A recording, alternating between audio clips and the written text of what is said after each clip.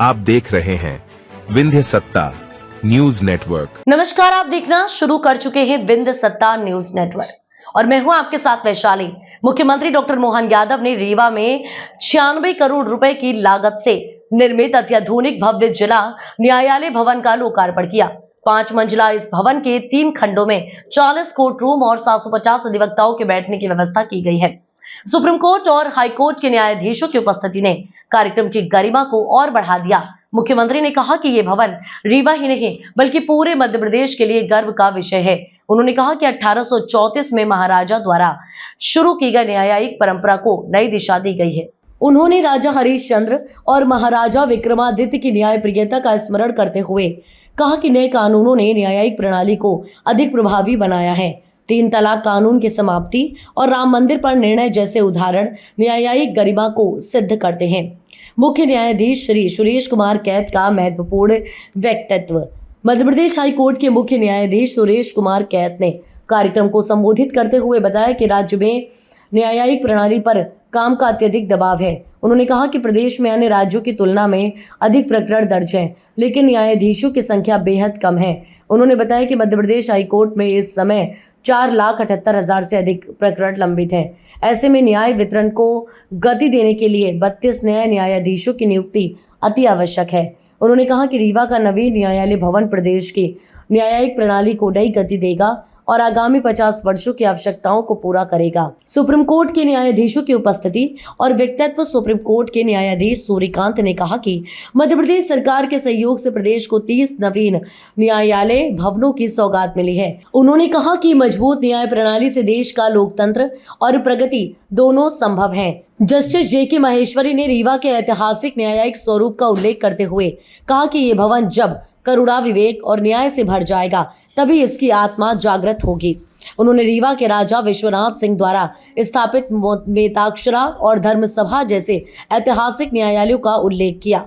विकास की ओर अग्रसर रीवा। उप मुख्यमंत्री राजेंद्र शुक्ल ने कहा कि ये भवन रीवा के लिए गर्व और समृद्धि की सौगात है। उन्होंने बताया कि विंध्य क्षेत्र में 40 मिलियन टन सीमेंट, 15 मेगावाट बिजली और कोयले की भी अत्यधिक उत्पादन हो रहा है। अन्य विशिष्ट व्यक्तित्व एवं उपस्थिति।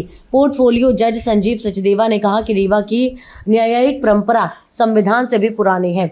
ये भवन बघेलखंड और बुंदेलखंड के 21 जिलों के न्यायिक कार्यों का केंद्र है। समारोह में विशाल मिश्रा, एडवोकेट जनरल प्रशांत सिंह, प्रमुख सचिव न्याय विभाग NP सिंह, सांसद जनार्दन मिश्रा, कलेक्टर प्रतिभा पाल सहित कई अधिवक्तागण उपस्थित रहे।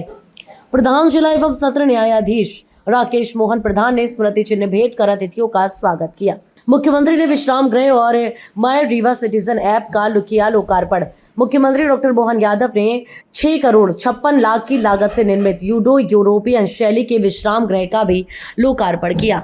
इस भवन में 6 shift room, 24 seater meeting hall, dining, drawing room, lift व अग्निशमन यंत्र जैसे आधुनिक सुविधाएं शामिल हैं। इस कार्यक्रम में माय रीवा सिटीजन ऐप का शुभारंभ भी किया गया है।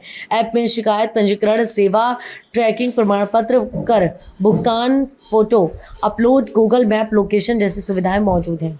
जातिगत जनगणना का मुद्दा चल रहा है नीचे बदलते दौर में सभी प्रकार की सुविधाओं से संपन्न हो रहा है। नीचे हमारे ये गौरव बढ़ाने वाली बात है। आज रीवा के अंदर भव्य अपने न्यायालय भवन का लोकार्पण भी हुआ, साथ ही साथ सर्किट हाउस की सौगात भी मिली।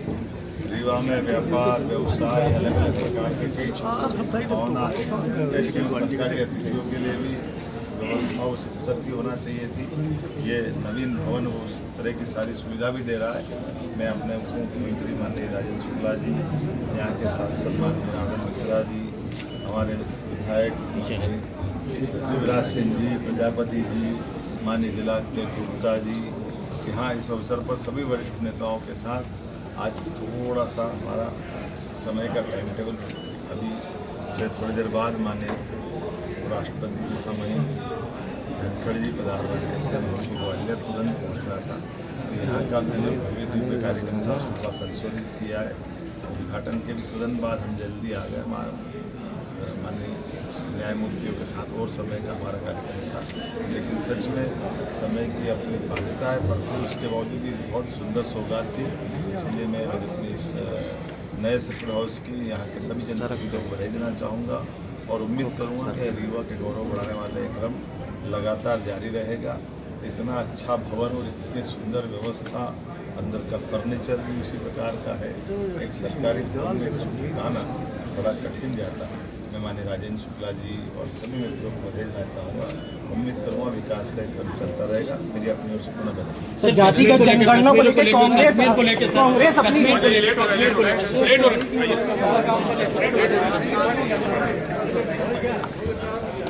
सभी प्रकार की सुविधाओं से संपन्न हो रहा है। हमारे लिए गौरव बढ़ाने वाली बात है, आज रीवा के अंदर भव्य अपने न्यायालय भवन का लोकार्पण भी हुआ। साथ ही सर्किट हाउस की सौगात भी मिली। रीवा में व्यापार, व्यवसाय, अलग अलग प्रकार के कई क्षेत्रों की संभावना है। ऐसे में सरकारी अतिथियों के लिए भी व्यवस्था उस स्तर की होना चाहिए थी। ये नवीन भवन वो उस तरह की सारी सुविधा भी दे रहा है। मैं अपने उप मुख्यमंत्री माननीय राजेंद्र शुक्ला जी, यहाँ के सांसद माननीय जनार्दन मिश्रा जी, हमारे विधायक माननीय विराज सिंह जी, प्रजापति जी, माननीय जिलाध्यक्ष गुप्ता जी, यहाँ इस अवसर पर सभी वरिष्ठ नेताओं के साथ आज थोड़ा सा हमारा समय का टाइम टेबल अभी से थोड़ी देर बाद माननीय उपराष्ट्रपति महामहिम धनखड़ जी पधार रहे हैं। ऐसे में हमको ग्वालियर तुरंत पहुंचना था, तो यहाँ का भी जो भव्य दिव्य कार्यक्रम था उसको थोड़ा संशोधित किया है। उद्घाटन के भी तुरंत बाद हम जल्दी आ गए। माननीय न्यायमूर्तियों के साथ और समय का हमारा कार्यक्रम था, लेकिन सच में समय की अपनी बाध्यता है, पर फिर उसके बावजूद भी बहुत सुंदर सौगात थी। इसलिए मैं आज अपने इस नए सर्किट हाउस की यहाँ के सभी जनप्रतिनिधियों को बधाई देना चाहूँगा और उम्मीद करूँगा कि रीवा के गौरव बढ़ाने वाले क्रम लगातार जारी रहेगा। इतना अच्छा भवन और इतनी सुंदर व्यवस्था, अंदर का फर्नीचर भी उसी प्रकार का है। एक सरकारी भवन में सब ठिकाना बड़ा कठिन जाता है। मैं माननीय राजेंद्र शुक्ला जी और सभी मित्रों को बधाई देना चाहूँगा। उम्मीद करूँगा विकास का क्रम चलता रहेगा। मेरी अपनी ओर से पुनः बधाई। तो जातिगत जनगणना को लेकर